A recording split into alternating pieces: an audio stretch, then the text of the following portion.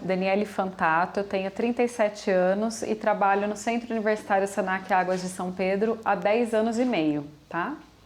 Atualmente eu estou como coordenadora de relacionamento e serviço ao aluno, mas já passei por outras frentes também e por outros Senacs. Tá. Uma pergunta para você, Daniele. Você pensa, além de trabalhar no Senac, trabalhar em outros locais, por exemplo, fora do país, ou mesmo aqui dentro do país, só que em outro local, com um emprego diferente? Sim, eu, além de trabalhar no Senac, gostaria de conciliar duas coisas. Trabalhar no Senac e ter a minha própria empresa. Eu tenho esse objetivo pessoal e profissional também.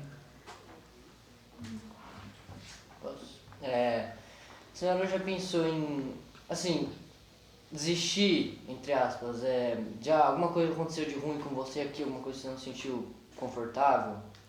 Sim, já pensou em desistir da sua carreira, alguma coisa? A carreira sempre tem os altos e baixos, né? Eu estou há 10 anos no Senac e nesses 10 anos eu tentei prestar alguns processos seletivos, né? Dentro do Senac mesmo. E por algumas vezes eu recebi um não. E quando a gente recebe um não, a gente fica um pouco desapontado. Mas eu nunca deixei isso desviar os meus objetivos, né? Então eu sempre usei esses nãos que eu recebi na minha carreira como um aprendizado, né? Então eu sempre tentei avaliar por que eu não passei nesse processo seletivo nesse momento, né? Será que eu não estava preparada? Será que a vaga de fato não era para mim? Né? Eu não tinha o perfil mesmo para essa vaga. E fazendo essa análise eu fui buscando me desenvolver, buscando outras competências que eu não tinha no momento para alcançar o que eu queria, que era ser coordenadora. Então sempre tem os momentos difíceis, mas o importante é não deixar isso te desestruturar. Aí eu falo, aqui, o que a senhora passou para chegar até aqui? Eu passei por muitas coisas, né? Eu tô com 37 anos, mas comecei a minha trajetória profissional oficialmente aos 16, né? Então eu entrei trabalhando numa loja, eu era atendente e ali eu fiquei por 9 anos. De atendente eu passei para caixa, aí eu fui para responsável por compras. E aí chegou um momento que eu não tinha mais para onde crescer. Depois de 9 anos eu resolvi buscar outros desafios. Aí eu passei por uma escola também de turismo, fiquei lá alguns meses e vi que a empresa também era muito pequena para mim, né? E aí eu quis buscar outras coisas, fui trabalhar numa casa lotérica, ainda não era o que eu queria, até aparecer a oportunidade do Senac. Lá eu fiquei 2 anos e aí consegui chegar no Senac, que era onde eu queria, né? Então vejam que para eu conseguir chegar até onde eu cheguei, eu tive que passar por muitas outras empresas que nem sempre eram aquelas que eu de fato gostaria, mas eu tinha que passar para conseguir ter um pouco mais de bagagem e chegar até aqui. Pode falar? Sim. E, tipo, ano que vem vai ter mais novos cursos, assim, até livre? Sim. Sim, todos os anos a gente tem cursos, né? Cursos livres, que são cursos pagos normalmente, né? Nas áreas de gastronomia e hotelaria. E a gente tem os cursos que nós chamamos de PSG, Programa Senac de Gratuidade. Esses cursos, eles acontecem, a gente tem um portfólio semestral, então todo semestre a gente lança cursos novos, o ano que vem terá cursos novos, como recreador, inglês, organizador de eventos e outros cursos que são gratuitos, inclusive, né? E é uma oportunidade que vocês têm também para estar aqui conosco, estudar e conhecer um pouquinho mais sobre os nossos cursos. Vocês já pensaram em aumentar o tamanho do prédio do Senac? Aumentar o tamanho, expandir? A gente já pensou, né? Não sei se vocês sabem, mas aqui em Águas de São Pedro tem um prédio que chama APAMAGES, né? Ele é apelidado, que é uma sigla, que era um prédio da Ordem dos Advogados e ele foi vendido para o Senac, né? Então já tem alguns anos. E no passado a gente fez até um projeto, um estudo para que fosse ampliado para lá, né? Então parte dos nossos cursos aconteceriam lá.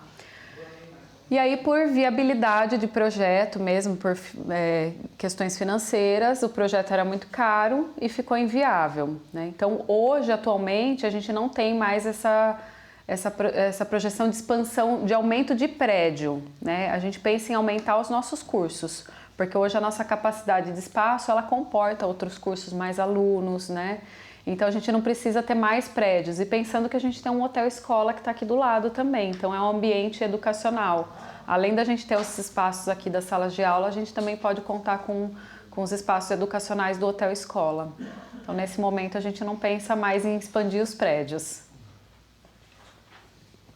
Vocês pensam em continuar no Senac ou um dia sair? Eu, assim, nos meus planos eu quero continuar, né? Se eu conseguir ter a minha empresa e continuar no Senac, mas eu não sei, de repente, daqui a algum tempo eu posso sentir necessidade de mais desafios e aí querer buscar outras coisas fora. Mas nesse momento eu não penso em sair. Mais alguma pergunta? Só. Só? Eu gostaria agora que você dissesse para eles, Dani, por favor, como que é escolher uma carreira, quais as dificuldades que a gente enfrenta, o que eles poderiam começar a pensar já que o Senac oferece esses cursos gratuitos, Sim. não é? Sim. O que eles poderiam já pensar? O que você daria, na verdade, de conselho mesmo, tá? Sim. Nesse esquema mesmo, de conselho para essa garotada. Bom, escolher uma profissão não é nada fácil, né? Ainda mais na idade de vocês, tão novinhos, é quase que uma crueldade. Mas assim, é o que eu falo, eu tenho uma filha mais velha do que vocês, eu imagino, tem 19 anos. E aconteceu comigo, quando eu era muito nova, eu sempre pensava em eu queria fazer engenharia civil, era o meu sonho, quero ser engenheira civil e tal, e coloquei isso na cabeça. Mas daí eu tive minha filha primeiro, né? Então eu adiei um pouquinho os estudos. Quando eu voltei a estudar, eu comecei a passar por algumas dificuldades que são comuns, questões financeiras, uma faculdade de engenharia ela é cara, né? Aí eu conversando com os professores, eles falaram, olha, vê a arquitetura, de repente não é aquilo que você imagina, a engenharia. E aí eu comecei a olhar outras possibilidades. E aí fui vendo que a arquitetura era super legal, era uma coisa que eu queria fazer, só que era um curso muito caro e eu não tinha condições de pagar. Aí eu falei, eu não vou ficar sem estudar. Eu não vou. Se eu preciso de dinheiro para fazer arquitetura, eu preciso de um trabalho que me pague mais para um dia ter condições de fazer. Aí eu fui fazer administração. Eu fiz bacharel em administração. E aí, como eu já estava no Senac, é uma instituição de ensino. Aí eu fui vendo oportunidades. Eu falei, não, então eu vou fazer alguma coisa, uma pós-graduação voltada para a área da educação. Porque eu preciso entender melhor do negócio que eu trabalho, né? E nesse meio tempo, até hoje, ainda penso um dia em fazer arquitetura, acho que é uma profissão que eu quero encerrar a minha vida, mas eu não me arrependo de ter feito outras coisas. Eu acho que a gente não pode se limitar pelas dificuldades. Então, se você não tem dinheiro para pagar aquilo que você quer, estude outra coisa. Qual outra coisa que você pode estudar que pode fazer com que você no futuro tenha dinheiro para fazer isso? E às vezes, no meio do caminho, você vai experimentar tantas coisas que você vai falar, não quero mais fazer isso. Não era isso que eu queria, né? E acho que a experimentação é uma coisa que eu fiz com a minha filha que deu certo, é fazê-la com que ela experimente cursos, né? Então, por exemplo, ela falava que ela queria fazer gastronomia ou estética. Eu falei, então vai fazer um curso livre de gastronomia e vai fazer um curso livre de estética. É a melhor forma que vocês têm para saber se essa área é interessante ou não. Porque às vezes você olha o profissional lá e fala, eu quero ser médica. Você vê o médico de branco, todo bonitinho, que ganha bastante dinheiro, aí você fala, eu quero ser médico, né? Mas vê sangue, vê gente morrer, tem uma série de outras coisas que você não vê estando fora, né? Você precisa entrar um pouquinho nesse mundo para você conseguir entender.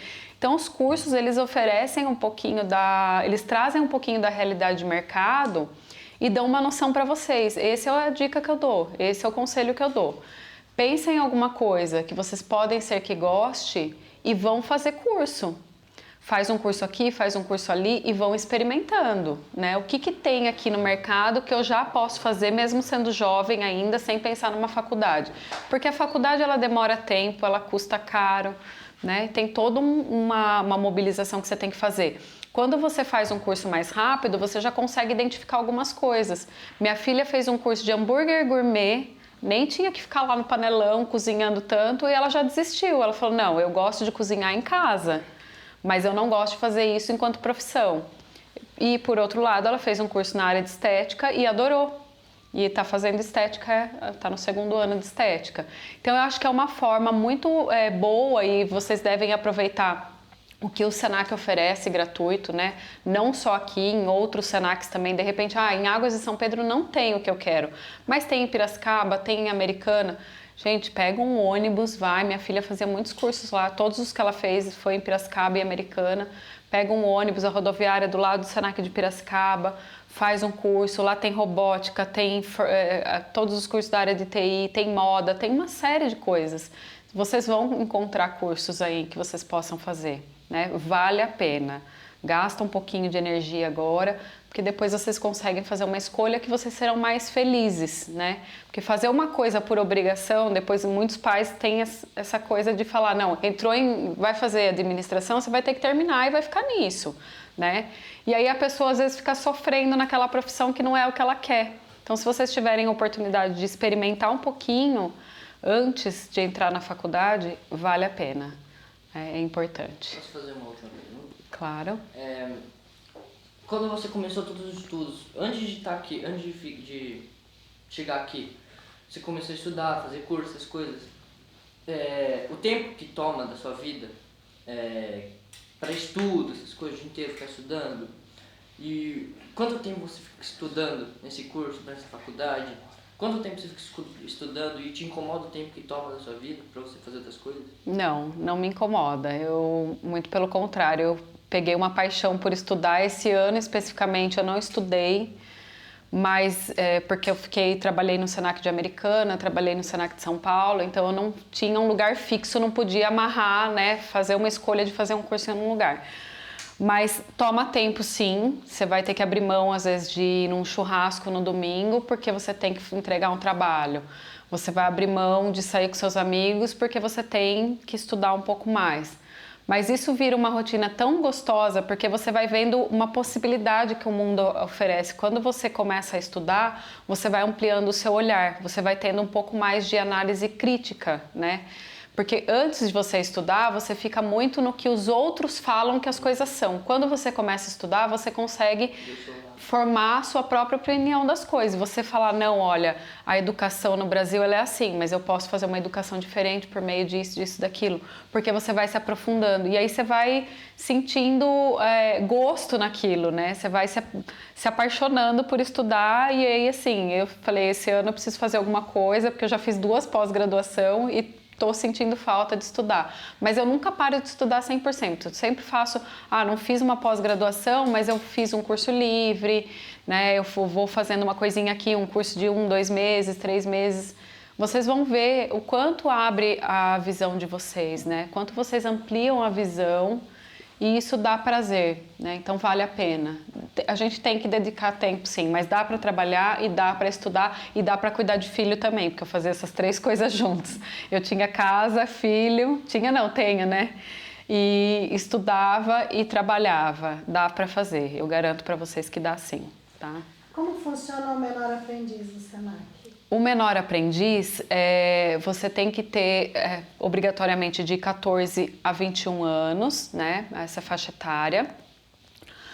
A partir dos 14, você já pode procurar uma empresa que que contrate aprendizes, né? Porque existe uma lei, uma legislação que obriga as empresas a contratarem jovens aprendizes acima de um número de X lá de funcionários que eles têm. Então, essas empresas maiores, como supermercados, hotéis, bancos, normalmente elas contratam, elas precisam contratar, né? Qual que é o primeiro passo? Eu tenho que vir na escola, diferente dos outros cursos que vocês vêm aqui e se matriculam, esse é o inverso. Vocês precisam primeiro procurar a empresa, tá? Procure, se aproprie. A gente tem aqui o nome de algumas empresas que contratam, mas se vocês souberem de alguma, levem currículo, façam um currículo legal, vai lá bem arrumadinho, bem apresentável, fala, olha, eu sou jovem aprendiz, gostaria de uma oportunidade de trabalhar aqui. E aí eles vão fazer a seleção do aprendiz. A partir dessa seleção, então primeiro você tem que estar contratado na empresa para daí você fazer o curso, tá? O curso ele dura 1 ano e 5 meses, é um curso um pouco extenso, né? São 17 meses no total, mas é um curso muito interessante que vale a pena, né? A gente vê a transformação dos jovens quando eles entram, muitos nem falam, tem vergonha de erguer a cabeça para falar com o professor, às vezes até, ou entre os colegas. E quando eles saem daqui, eles saem apresentando trabalho, falando com os nossos alunos de graduação de igual para igual, como se fossem já adultos, né?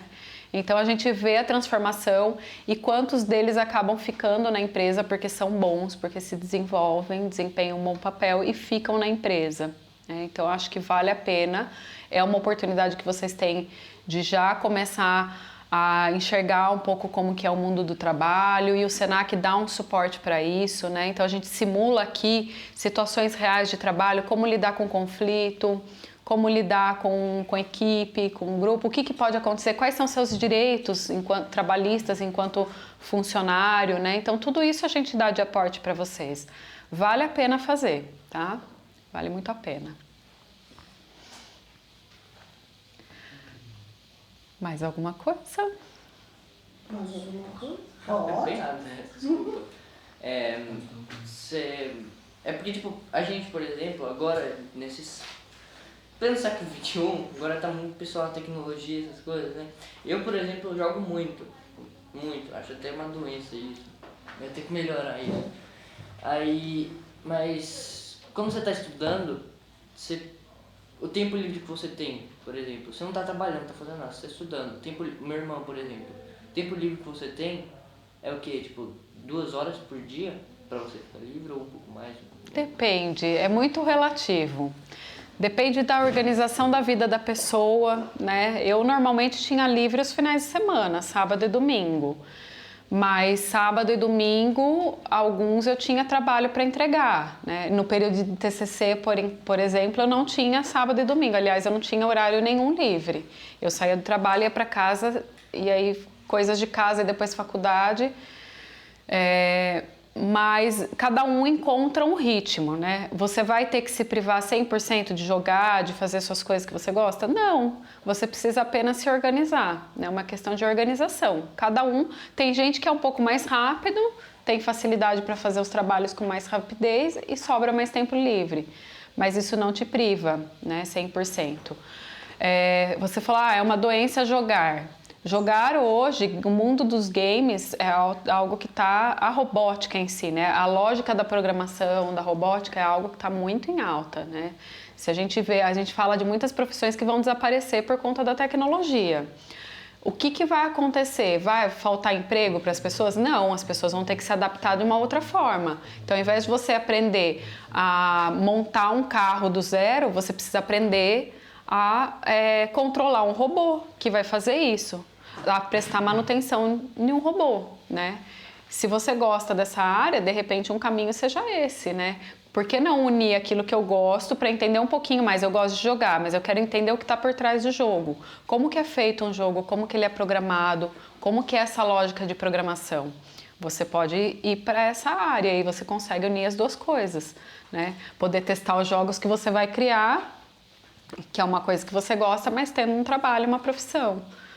Mas dá para conciliar, sim, a vida particular aí, os lazeres, a gente consegue também. Eu tenho uma pergunta. Tipo assim, como você disse, o Uri disse que a gente está entrando no século XXI, você já pensaram tipo, fazer algum tipo de jogo, alguma coisa? Aqui no Senac? No Senac? Jogo para o Senac, você fala? Uma coisa assim que tem a ver com tecnologia.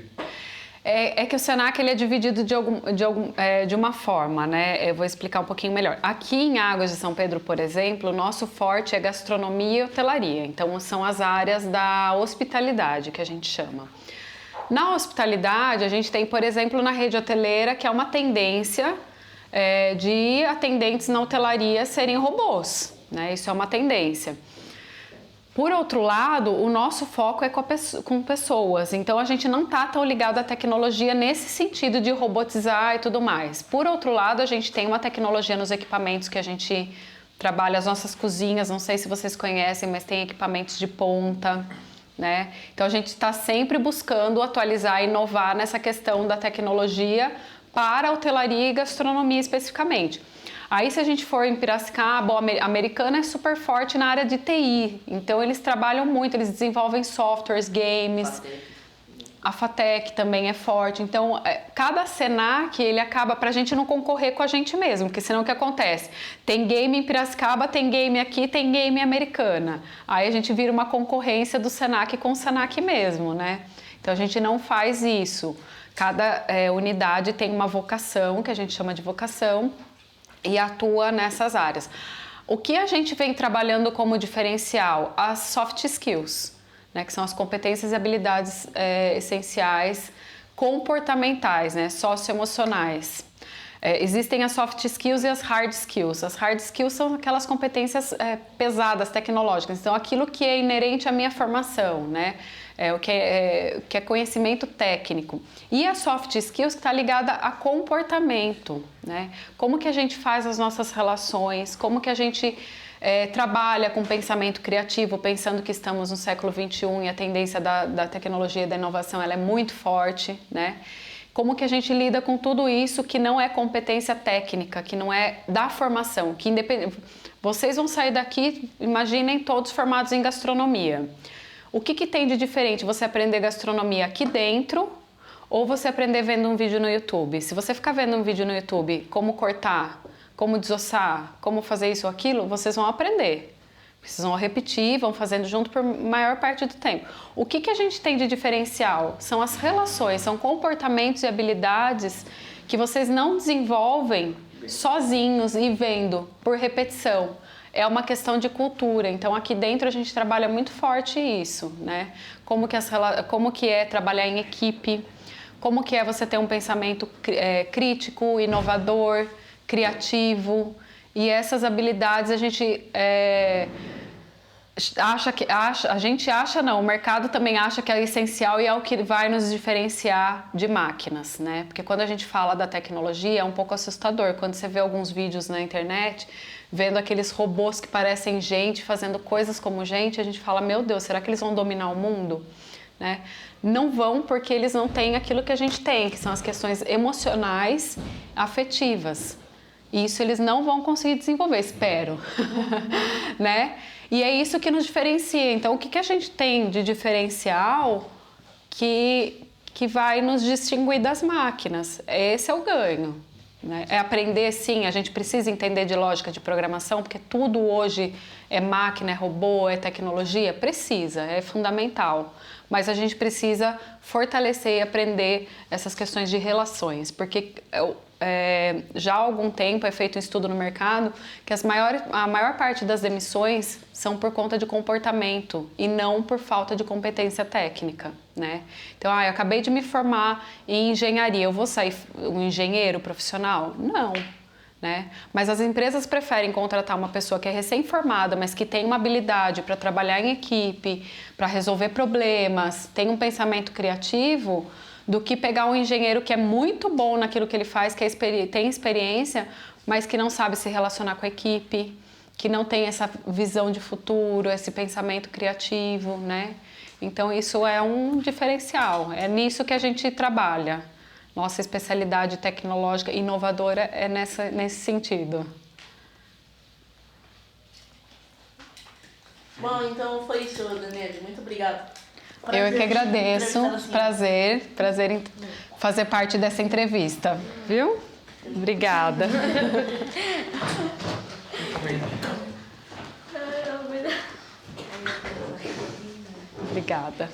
Obrigada, Zezé. Nossa, eu